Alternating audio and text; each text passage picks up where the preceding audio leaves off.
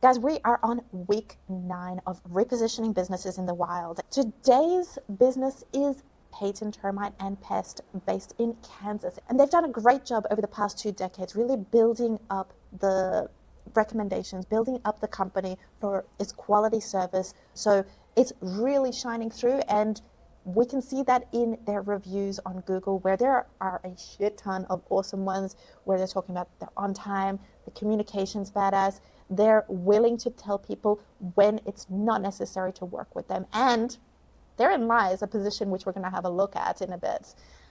First thing is, we want to step it backwards a little bit and look at the common pains for their target audience, which include ineffective treatment, not being on time, a lack of transparency, and that communication, which we do see in these reviews. So in terms of the positioning, let's look at, we'll tell you when you don't need us. Or another way to frame this would be the pest control company that tells you the truth, even when it costs us a sale. The reasoning behind this positioning is not necessarily looking just within the industry. The inspiration has hit from outside of the industry, and specifically with Patagonia and their "don't buy our jacket" idea. It's very anti what's going on in the industry. And this positioning, we will tell you when you don't need us, it's very anti-common practice in the industry. And this will provide a great point of distinction for Patton. I'm sure you're thinking, is honest too generic? Everyone claims honesty. Yeah. But not if you make it specific and provocative. The generic thing is like, we're honest and trustworthy, which everybody says, right? The specific promise here is, we will tell you when you don't need us. Where this is not actively said. This is, the difference here is a specific behavior-based promise versus a vague virtue claim. Can competitors easily copy this? The reality is, most companies structurally cannot do this. Between sales quotas, revenue targets, commission structures, that's already built in. And that mindset, it requires a change in business model, not just in marketing. Whereas for Patton, this is actually the case, where it's a marketing change.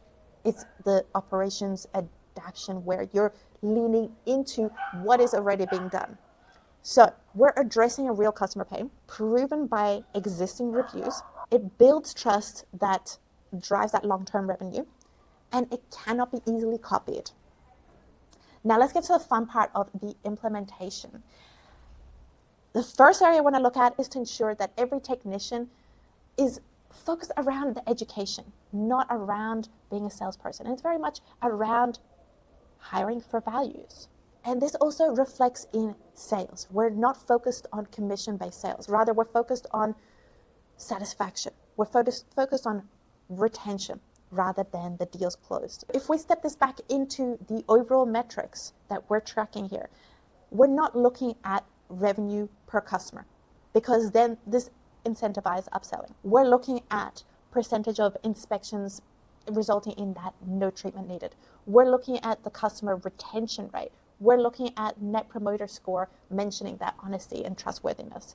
We're looking at referral rates, where trust, at the end of the day, it equals. Where at the end of the day, trust equals referrals. We're looking at the average customer lifetime value rather than just that first year revenue. We're looking at review sentiment. We want to check for words like honesty, not pushy, explained, those kinds of things. The next area is customer experience. Now, there's a couple of areas where we can double down on for this kind of positioning. One is when the booking is confirmed. So when they're shooting back the confirmation, go, hey, look, before your appointment, here are some things that you could try yourself. That in itself is building trust. And a second area is in that post-service follow-up. Do you understand what we did and why? So again, we're building the trust. We're building the relation. We're building that human side of things.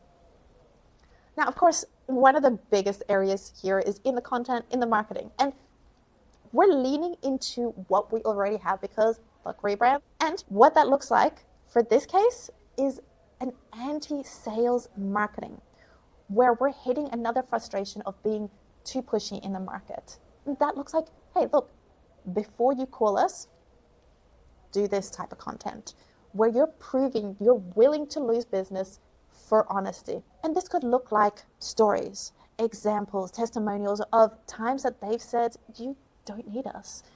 Implementing a blog of how to avoid needing pest control, where you're doubling down on this anti-selling. Perhaps an email series of these pest prevention tips, a video walkthrough. So talk about what are the prevention ways, what to try first. And a major way to hype up this accountability side of things is having a public honesty rate counter where it's showing the percentage of inspections that are resulting in no treatment needed recommendations. For example, 23% of our free inspections result in us saying that you don't need treatment yet. It's a clear accountability measure. And finally, guarantee backing that promise everywhere, where it's like, if we recommend a treatment that you didn't need, we'll refund it, no questions asked. That's basically putting money where the mouth is. Now, the last area I want to look at is in partnerships. And of course, we're not going to go in the overdone kind of partnerships area. Let's look at home improvement store workshops, teaching DIY pest prevention at Lowe's or Home Depot, or perhaps veterinarian partnerships where you can cross-refer for pet-safe pest control, or even property manager education programs where there's free training on prevention and early detection to reduce their costs. Now, that is it for this week. If you have any thoughts, anything that you do differently, pop it in the comments, drop a like, share. In the meantime, say badass.